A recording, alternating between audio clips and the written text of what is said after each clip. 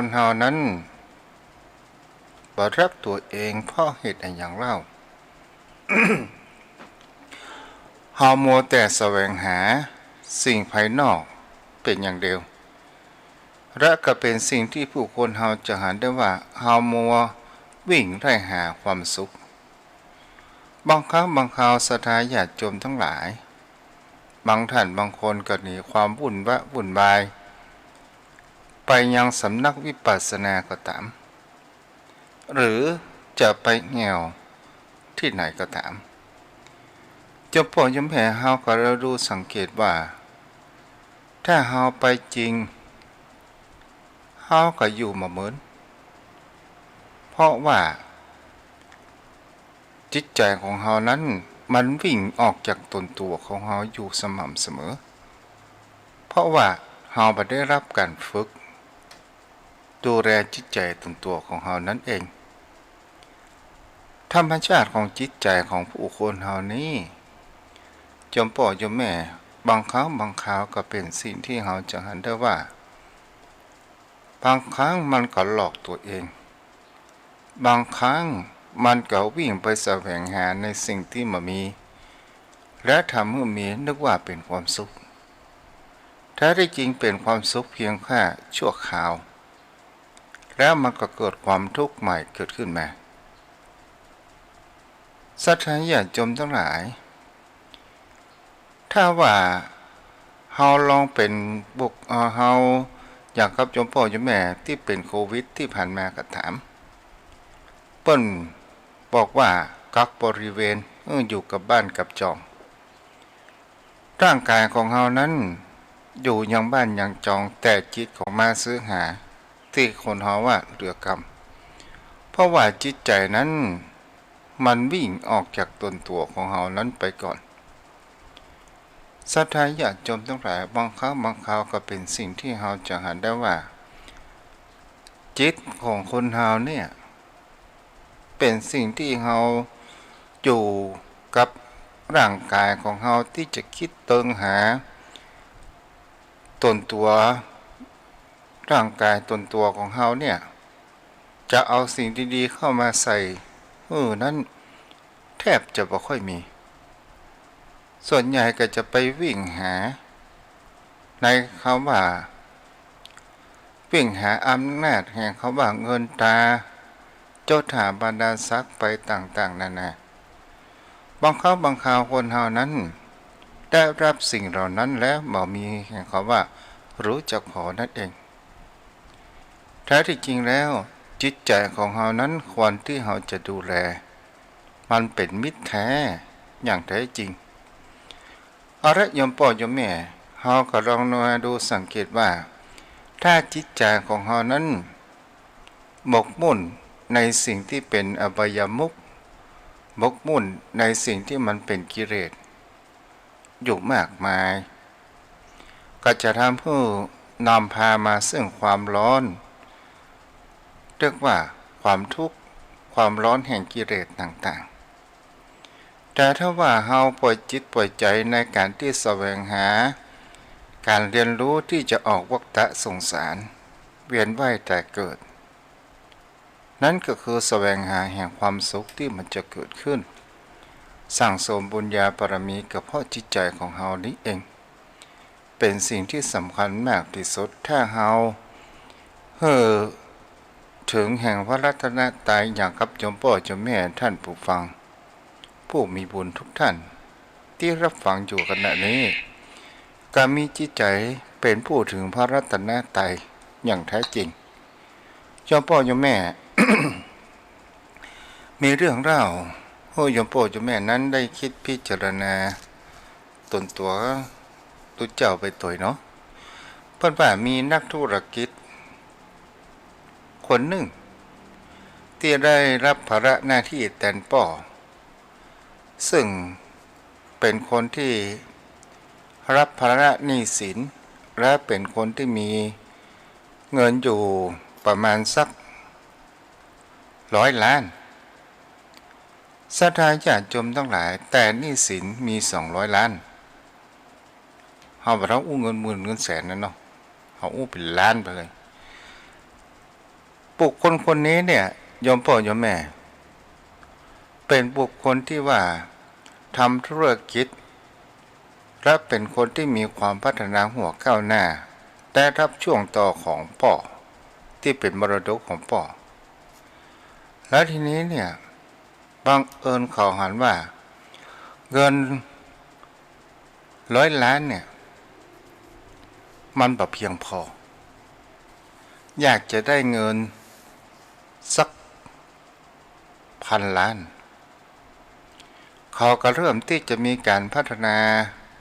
ประกอบธุรกิจขยายธุรกิจของตัวเองนั้นอยู่เสมอ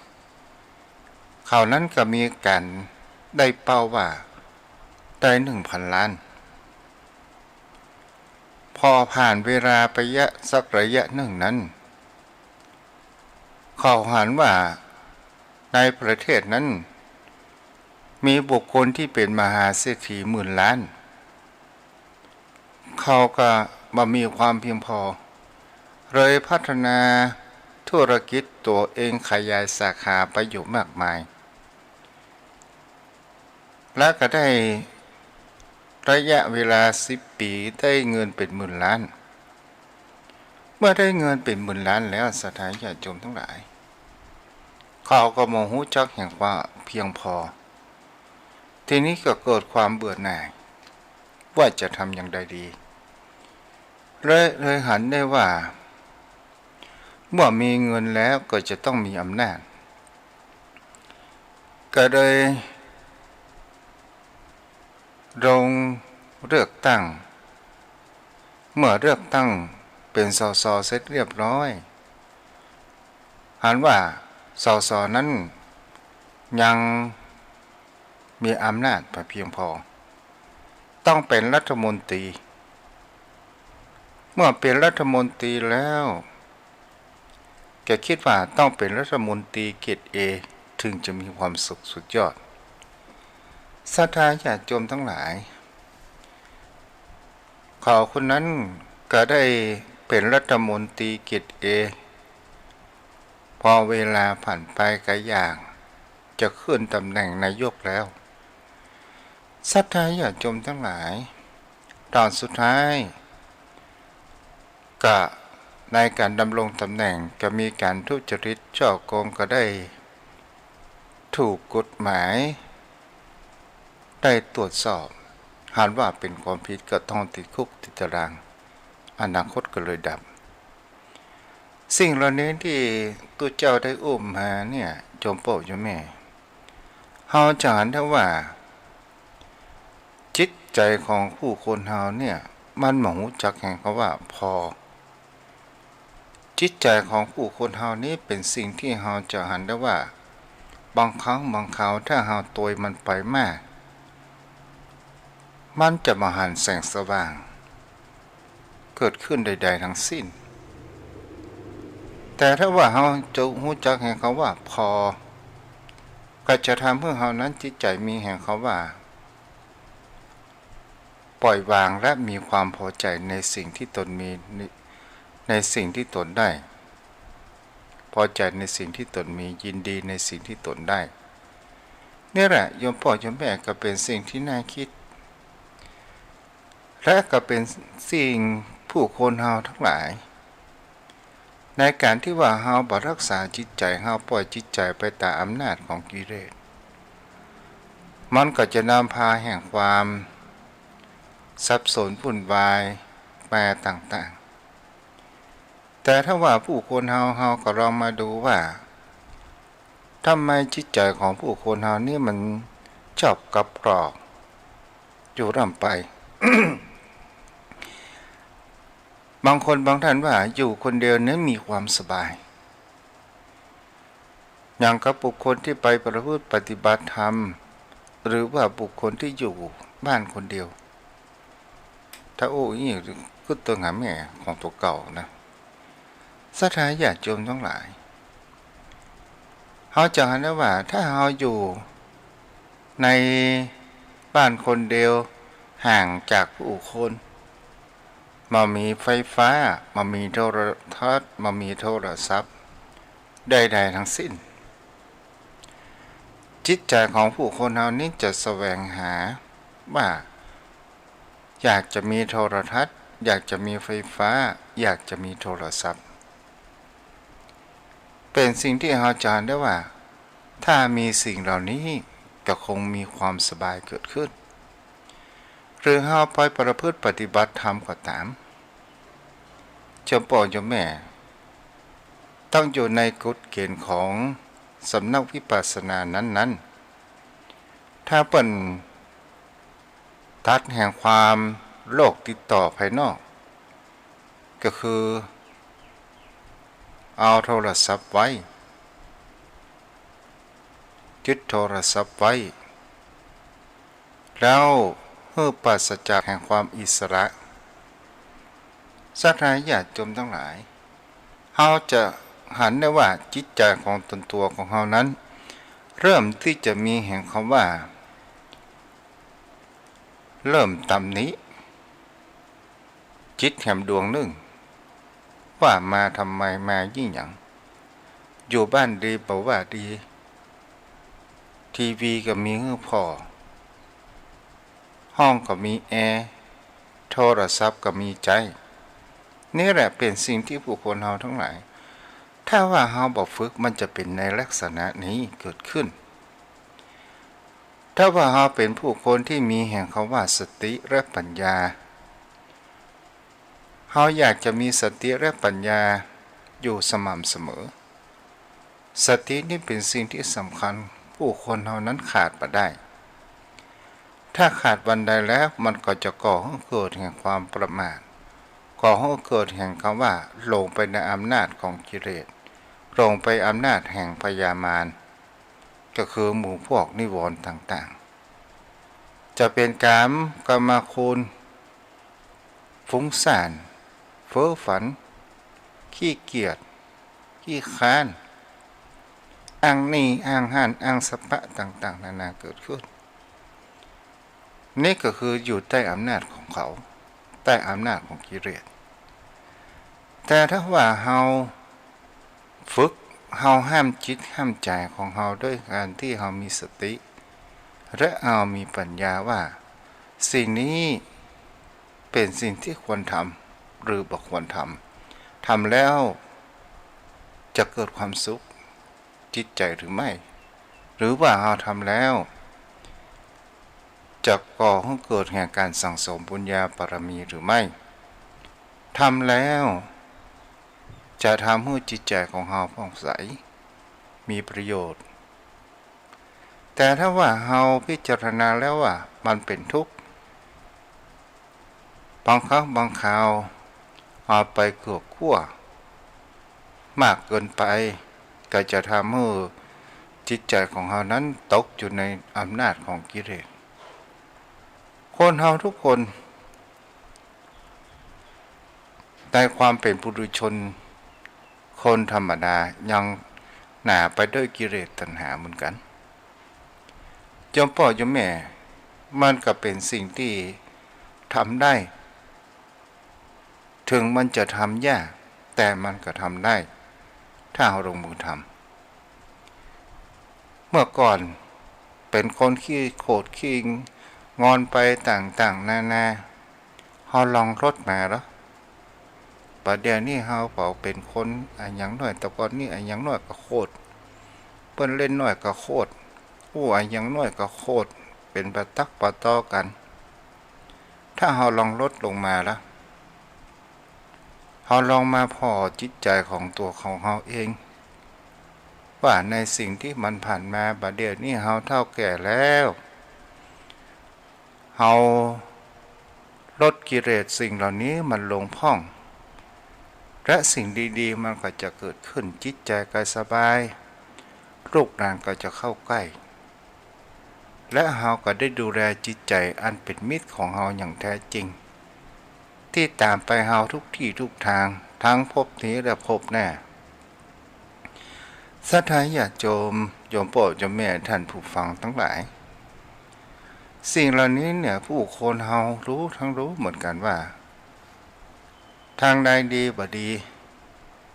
แต่เฮามีอุปสรรคปัญหากับว่า พญามารมัจจุราชก็คือนิวรณ์สถานญาติโยมทั้งหลายบางครั้งบางคราวเฮามีอยากได้หันอยากได้นี่อยากมีสตางค์นักหลายหมื่นหลายแสนหลายล้านพอเอาจริงๆถ้าเฮาไปถึงจุดนั้นถ้าเฮารู้จักพอมันก็มีปัญหาถ้าเฮาบ่รู้จักพอเนี่ยมันก็เป็นคือความทุกข์เหมือนเดิมตลอดจนถึงได้อยากได้สิ่งนั้นสิ่งนี้บ้านก็มีรถใจแล้วเพียง2-3กันเฮาก็ยังซื้อกันมาอยู่อ้างนี่อ้างหันว่ากันนี้เอาไว้เวลาขับฝนตกฝนท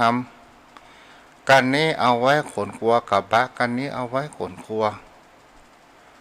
รถเก่งแหมกันหนึ่งสาสวยเอานี้เอาไว้ออกงานสังคมนี่แหละเป็นสิ่งที่เราจะหันได้ว่าจิตใจของเราบ่รู้จักคำว่าพอนั่นเองมันก็เลยแสวงหาถ้ามันมีเงินเราก็ไปดาวผ่อนและก็มีความเป็นทุกข์ในทีหลังบ่สบายใจในทีหลังนี่คือในสิ่งที่มันเป็นกรรมคุณพยาบาทก็คือพวกตระกูลแห่งความโกรธศรัทธาญาติโยมทั้งหลาย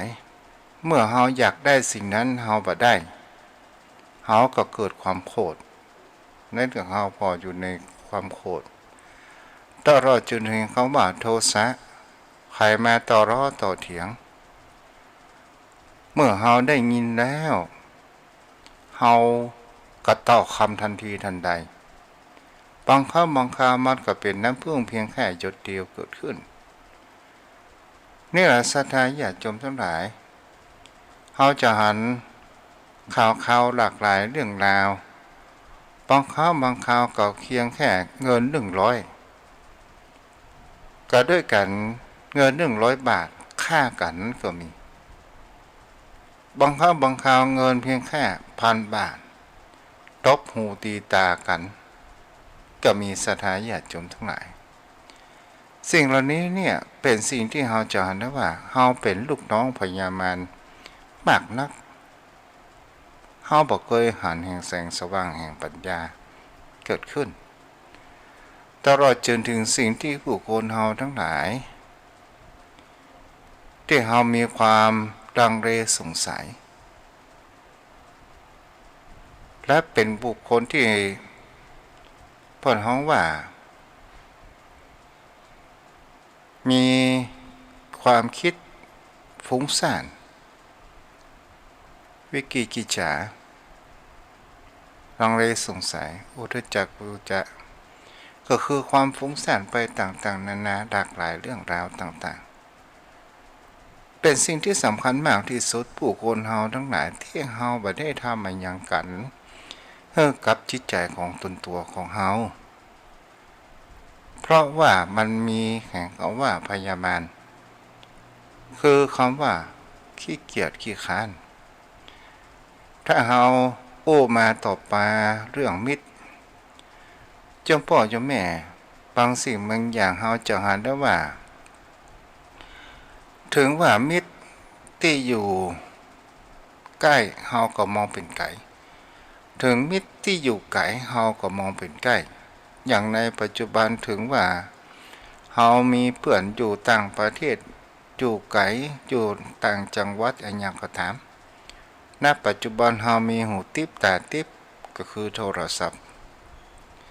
ก็เหมือนว่าเฮาได้อยู่ใกล้กันแต่ที่อยู่ใกล้กับไปอยู่ไกลเนี่ยสถานญาติโยมทั้งหลายก็คือจิตใจของเฮาเนี่ยที่เฮาบ่ได้ดูแล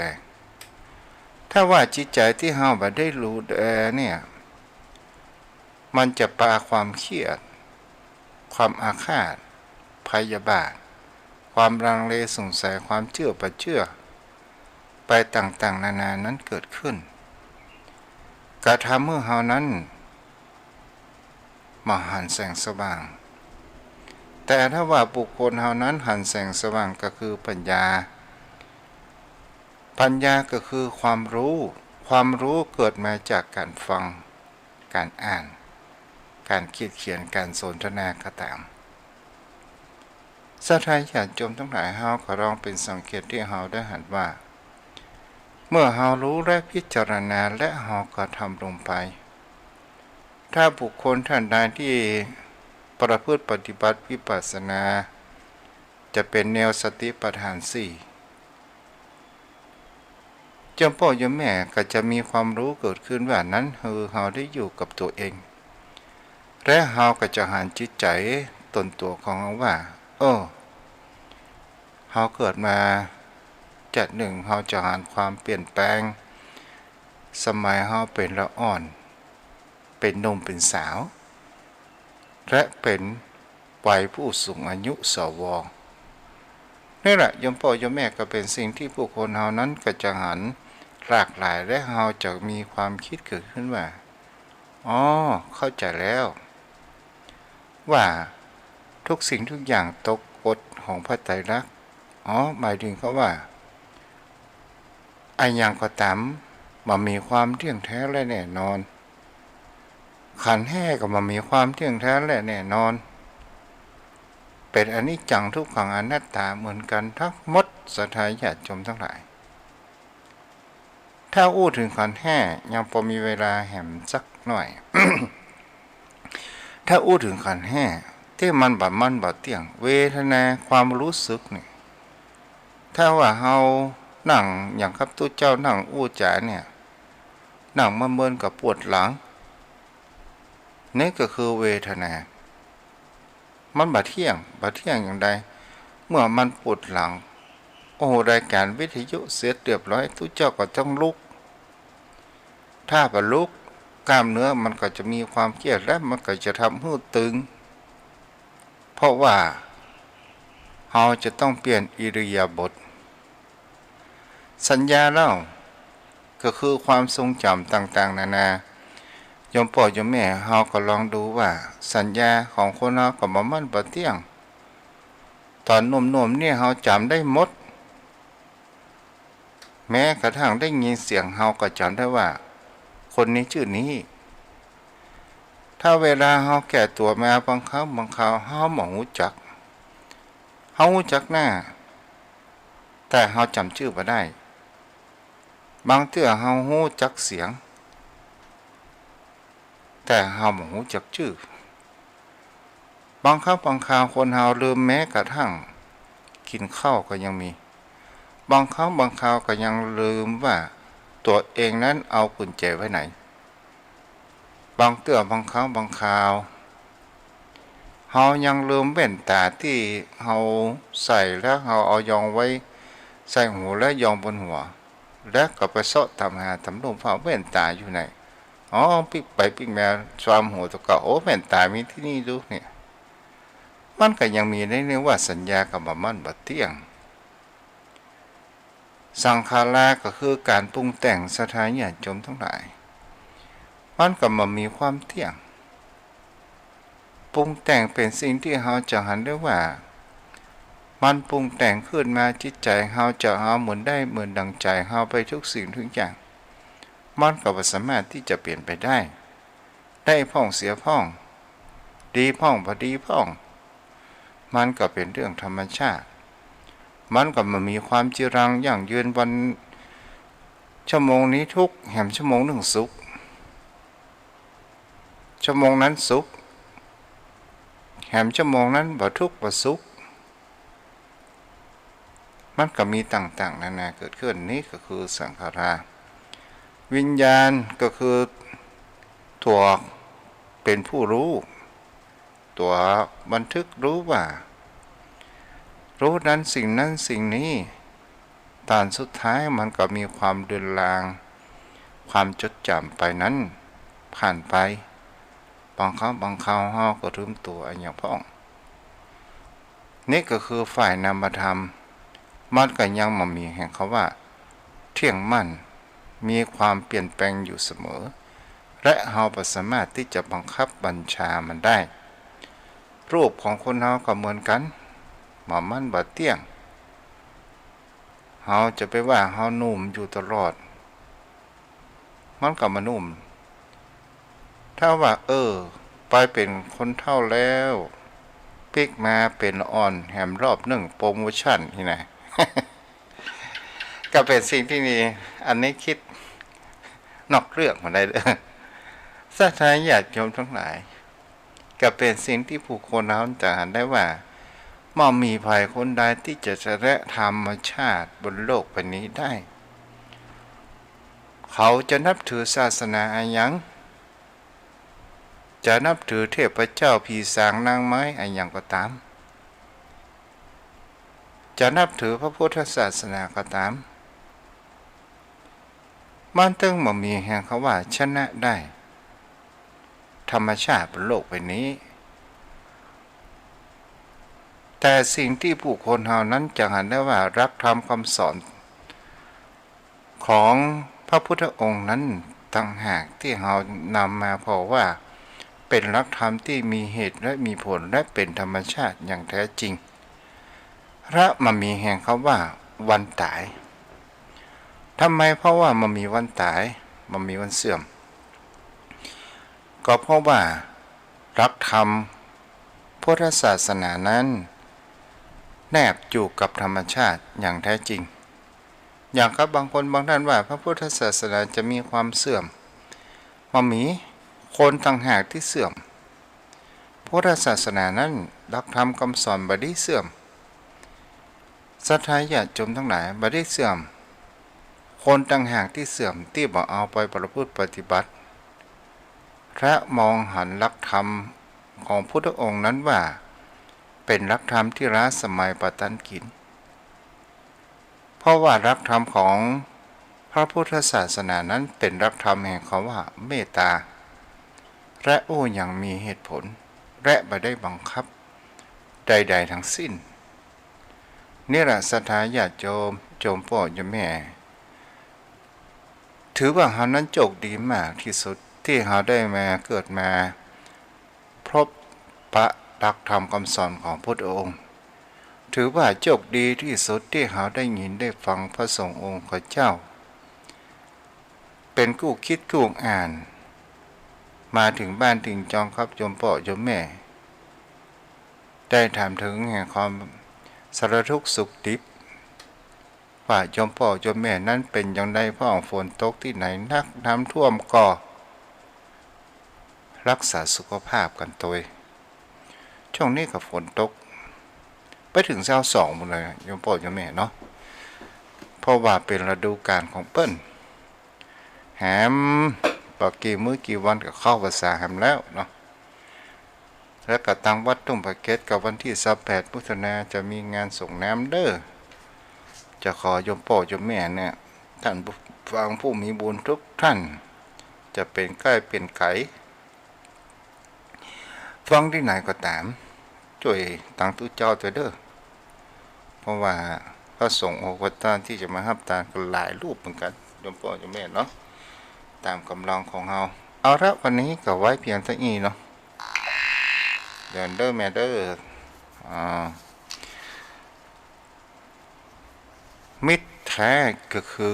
ตัวของเราเองเนาะเจ้าพ่อเจ้าแม่เราจงเลือกในสิ่งที่ดีๆเกิดขึ้นและจงพอใจในสิ่งที่ตนมีเราจะไปอยาก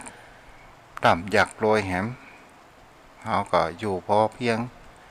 สบายเราบ่ต้องไปเขียพิบากร่างกายของเรามากนักทำที่เราทำได้ทำประเกินกำลังทำแล้วมีความสุขนั่นเองก็จะทำให้เราจิตใจของเรานั้นมีความสบายเกิดขึ้นเอาละโทรเข้ามาได้เด้อที่เบอร์โทร0631639950วันนี้ขออนุโมทนาที่ติดตามรับฟังทาง Facebook มีแม่จันเพ็ญคำโพธาป้อนานดวงดีป้อนันกำพลดวงดีแม่วันพาศรีวิกะแม่อ๋อยอรพินอมรมนตรีเจริญพรแม่ก้อยเจ้าแม่ก้อยนอเจ้าเจ้าฝนตกนักก่อสังกำแพง นตกตั้งแต่8 โมงโอ้ก็หยุดเมื่อกี้ชั่วโมงนี่แดดออกละเจ้าดีละหยุดอาแล้วกาศเจ้าโอ้อากาศตกมันวันได้เย็น ค่ำเนาะอากาศเย็นดีเจ้าเจ้าฝนตกดีป่ะบ่ดีไม่กลัวบ่ะเจ้าลูกปลาเก็ตตกก่อนตกกะเหมือนกันนะกะโอ้เจ้าน้ำดีจังมันเด้อเนาะเจ้าดีเจ้าเจ้าเป็นกำลังใจให้ท่านเด้อโทรมาก่อนเพิ่นหั่นเจ้าดีเจ้ารักษาเด้ออ้าวโทรเข้ามาได้524เจริญพรราชการครับหลวงพ่อครับคิดก็จ้าวิทย์แท้คือตัวเรานะอาจารย์เนาะใช่แน่นอนเลยสิ่งอื่นไม่แน่นอนมันตัวเราเนาะเจ้ามาตรการครับ จากบุญรักษาครับหลวงพ่ออันนี้เป็นอยู่จังดาวพุ่นเนาะ0631639950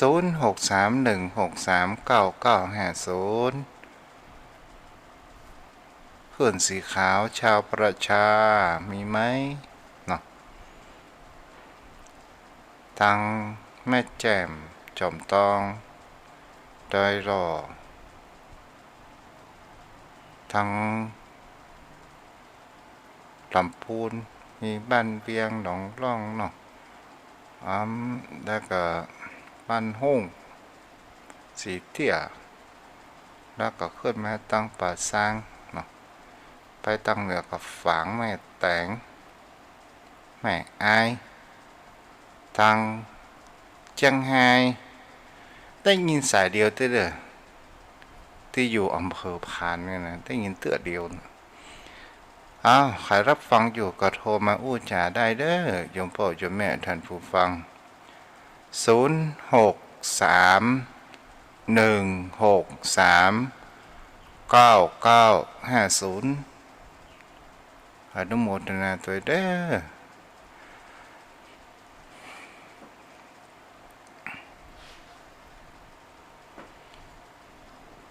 0631639950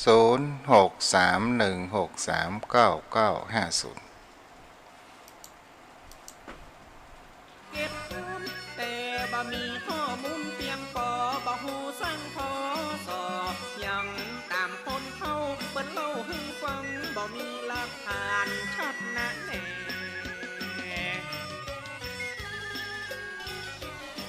ใครจะโทรก็โทรเข้ามาได้เด้อเมื่อมีเวลานี้อยู่ถ้าปนันสายันอยู่ในสายก็โทรเข้ามาได้เนาะ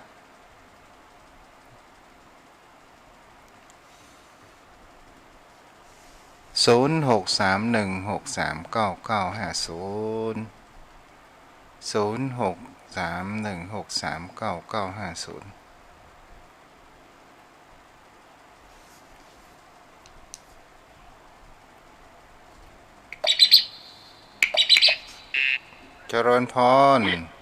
มาตรการเจ้าเจ้าแม่อยู่แม่แหลงอำเภอแม่อายเจ้าแม่นิวโอ้แม่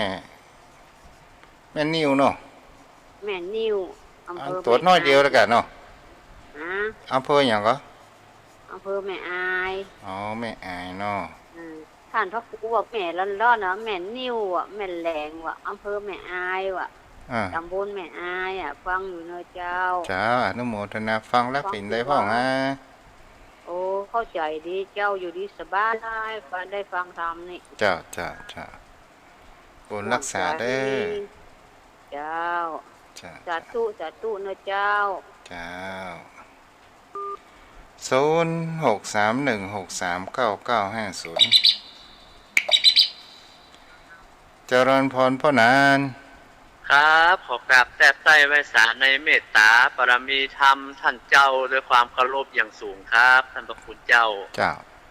วันนี้ได้ฟังน้ำฟังธรรมร่วมกับแสงชายฝนเนาะท่านเจ้าเนาะแม่นน่ะอากาศดีเป็นครับอากาศดีเป็นธรรมชาติของเพิ่นท่านพระคุณเจ้าบ่ฮ้อนเนาะครับท่านเจ้าตะกี้ท่านเจ้าได้อธิบายถึงเรื่องมิตรแท้ท่านพระคุณเจ้าโอ้ยังท่านเจ้าว่านะอันกัลยาณมิตรกับมิตรแท้นะตัวของเฮาแน่นอนที่สุดครับแม่นแต่ว่า มันมีน้อยหนึ่งอันนี้ทัศนคติของผมว่าในเมื่อเฮารู้ว่าตัวของเฮาเนี่ยเป็นมิตรแท้เป็นกัลยาณมิตรเฮาควรจะขวนขวายเอาคุณธรรมเอาสิ่งที่ดีๆไว้กับตัว เพราะว่ามันจะได้อยู่กับเฮาไปตลอดคืออู้ง่ายๆมันจะได้ป้องกันเฮาเหมือนกับมิตรแท้ว่าเมื่อเฮาไปในทางที่ชั่วเพราะว่าเฮารู้รับธรรมอย่างแล้วมันจะห้ามจิตห้ามใจมีหิริมีโอตตัปปะอยู่กับตนกับตัวเฮาก็จะได้ห้ามไว้ว่าไปเนี่ยอันบ่ได้มันบ่ดีครับส่วนมากเฮาจะไปเป็นป่าปมิตรที่เป็นมิตรแนะนำทางเฮาไปในทางที่ชั่วร้ายไปตามอำนาจกิเลสการเป็นส่วนใหญ่แต่ที่จะมาทาง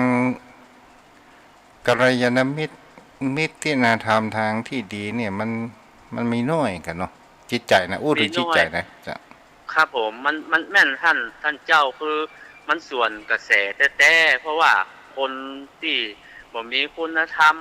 มันก็ลุ่มหลงไปในสิ่งที่บ่ดีทางที่บ่ดีเพราะว่าการประพฤติปฏิบัติน้ำธรรมคำสอนศีลธรรมเนี่ยมันเป็นที่เกาะกำบังป้องกันตัวเฮาท่านพระคุณเจ้าแม่นว่าจ้ะก็น้ำธรรมคำสอนนี้บ่มีข้อที่จะต้องขัดแย้งแม้แต่ข้อเดียวเลยถูกต้องทุกอย่างทุกประการหมดมีความงดงามทุกระดับชนชั้นไม่ว่าจะเป็นละอ่อนคนใหญ่ได้ประพฤติปฏิบัติและก็งามกับทุกคนเลยนะท่านเจ้าเนาะแต่ว่าเราจะเอานำมาใช้ประยุกต์กับเข้าชีวิตของเราได้มากน้อยขนาดไหนนะแต่มันก็เป็นสิ่งที่อัศจรรย์นะท่านเจ้ามันเข้าได้ทุกยุคทุกสมัยทุกกาลเวลาอย่างที่ท่านเจ้าว่าอาการเลโกมันบอกประกอบด้วยกันมันสามารถเข้าได้ทุกตลอดเวลาก็มันก็เป็นอัศจรรย์ของคำของน้ำธรรมคำสอนนะท่านพระคุณเจ้าเนาะมันมีมันตายนะครับผมก็ว่ามันก็เป็นเรื่องที่แปลกว่าก็เอาง่ายๆก็อย่าง 2,500 กว่าปีที่เพิ่นได้พุทธเจ้าได้บัญญัติค้นคว้าจากธรรมชาติแล้วมันน่าจะเปลี่ยนแปลงกับกาลเวลาแต่ว่ามันสามารถอยู่กับกาลเวลาได้ถึงยุคปัจจุบันเนี่ยมันก็เป็นดูเหมือนเป็นสิ่งที่ทันสมัยตลอดเวลานะท่านพระคุณเจ้าแม่นครับผมความคิดกันเนาะบุญรักษาเจ้าคอยโทรมาแม่จันเพนเนาะแล้ว563-931ที่5ปัตตันโทรมาใหม่เด้อเจ้าพ่อเจ้าแม่ท่านผู้ฟังที่อยู่ทางบ้านเฮาท่านผู้มีบุญทุกท่านเนาะบุญที่เฮาได้ฟังทางหูพวกน้องว่าโสตวิญญาณ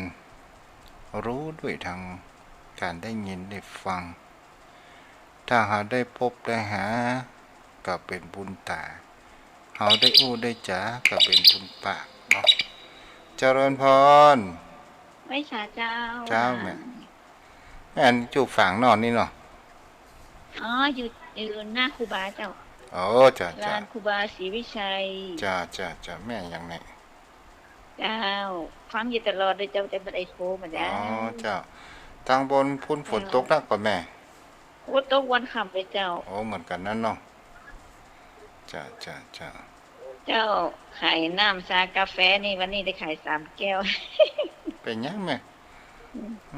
เอามาแก้งง่อมแก้งเหงาก็พอแล้วเจ้ามันอยู่ตลอดเด้อเจ้าไว้สาเป็นกำลังใจเด้อเจ้าสาธุเจ้าโทรเข้ามาได้เด้อลืมถามแม่ยังลืมไปละเจริญพรนมัสการเจ้าจากหลังการแม่สาวอำเภอแม่อายเจ้าแม่ยังก็แม่จันโสมมณีจักเจ้าแม่จันโสมหลายอันนี่ละหนึ่งบัดได้ยินนะติดที่แล้วนี่ถวายเวลาให้กับท่านอาจารย์พระครูเนาะเจ้าแต่อาทิตย์นี้มาเหมือนปกติเหมือนเดิมเนาะเจ้าให้กำลังใจนะเจ้าฟังอยู่ตลอดนะเจ้ากุศลกุองค์เจ้าต้องฝ่าพูดฝนตกนักก่อตกตะขึ้นกับตกตะขึ้นแต่ว่ากับตกเดี๋ยวนี้กับฟิซัดอยู่เจ้าน้ำห้วยน้ำดอยหมอออกเนาะเวียงฝางคุณเจ้า อ๋อจ้ะจ้ะ ยังฝังท่วมเจ้าอ๋อจ้ะ เจ้าคือกำลังใจนะเจ้านมัสการเจ้าจ้าบุญรักษาเด้อ เจ้า จ้าน มัส แม่ การ จัน เจ้า สมเจ้ากัดแม่สาวเนาะอ้าวโทรเข้ามาได้เด้อ0631639950เจริญพรภาษาเจ้าเจ้าแม่นิทานปัญญาโสปัตตานเชียงใหม่ฟังอยู่นะเจ้าเดี๋ยวได้แม่ไปอู้บวยกะรายงานตัวที่อันโรงพักอันแม่โจนนะเฮาไปที่ข้างโรงพักนะถึงวัดก็นะถูกต้องแล้วแม่ไฟเขียวไฟแดงหั่นนะจ้าแม่อย่างก็นี่ยานิทานปัญญาโสปัตตานเชียงใหม่เจ้าเอาอู้ชื่อเล่นกับพอแล้วแม่ก็น่ากันยาทานน่ะกับเจ้าทานเนาะเจ้าแม่เข้าไปไกลกับเจ้าเข้ามาประมาณสัก2 โลเนี่ยแม่เจ้าเพราะว่าอยู่เจ้าจะไปสักวันนะเจ้าจะฟังแล้วเป็นยังไงพ่องฮะเจ้าเข้าใจดีเจ้าฟังได้เป็นชั่วโมงกว่าแล้วเจ้าอ๋อเจ้าตนทุกองค์เจ้าดีละมีใจเจ้าย่าจะไปสักวันนะเจ้าเจ้าอนุโมทนาด้วยแม่เด้อ0631639950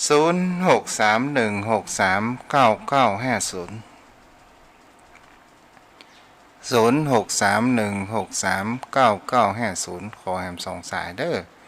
ตอนนี้5:56เนาะกันเดี๋ยวสัก58 นาทีก็คงจะคืนเวลาเจริญพรเจ้านมัสการเจ้ายมแม่ว่า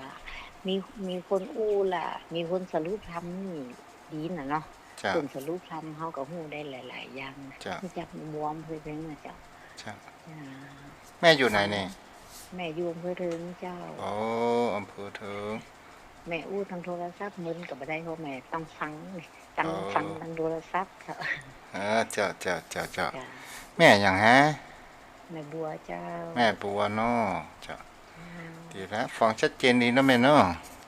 ทางโทรศัพท์ทางชัดเจนเจ้าฟังได้กูดีโทรศัพท์ต้องฟังทางโทรศัพท์จ้ะอนุโมทนาด้วยแม่เด้อเจ้าต้องพะเทิงพ้นฝนตกได้กับแม่ตกวันค่ำเลยเจ้าวันนี้ตั้งแต่8 โมงมาเจ้าน้ำท่วมพ่องก่อนบ่มีเจ้ามันหลังเล็กเนาะมันประมาณเดือน12นี่ท่วมกูปีเจ้าจ้ะเดือนนี้มันบ่ได้ตกหนักเนาะตกพองามนี่มาอากาศเย็นสบายนี่เนาะมันร้อนมาหลายวันละจ้ะดูแลตัวเก่านะเจ้าบุญรักษาแม่ตัวเด้อบุญรักษาสาธุแม่จันพลอยดอยสะเก็ดแม่แดงดอกตะล่อมเอาแม่แดงได้เจริญพรแม่แดงไปสาเจ้าฟังอยู่เด้อเจ้าได้คนน้อยเด้อจ้าแม่มีอย่างนั้นหรอมันนักก็บ่ได้ลิ้นรัวหมดจ้าบุญรักษาเด้อจ้ากำลังใจพระอาจารย์เด้อจ้ากำลังใจแม่เหมือนกันเนาะบุญรักษาเจ้าเอาละโยมพ่อโยมแม่จันพลอยก็เอาไว้โทรในทิศหน้าเนาะแม่เนาะแม่แดงเจริญพรแม่แดงแม่แดงโทรมารอบ2ก่อนเอาละวัดที่อีเด้อโยมพ่อโยมแม่ขอปูนกินปูนตารักษาคุณพระคุณเจ้าปกปักรักษาเทวดาคุ้มของอายุวโนสุขังพระลัง407ชื่อบัญชีวัดทุ่งปาเก็ตคำเจ้าขอขอบคุณพุทธศาสนิกชนทุกคนทุกท่านที่มีใจศรัทธาร่วมทำบุญในครั้งนี้เจ้า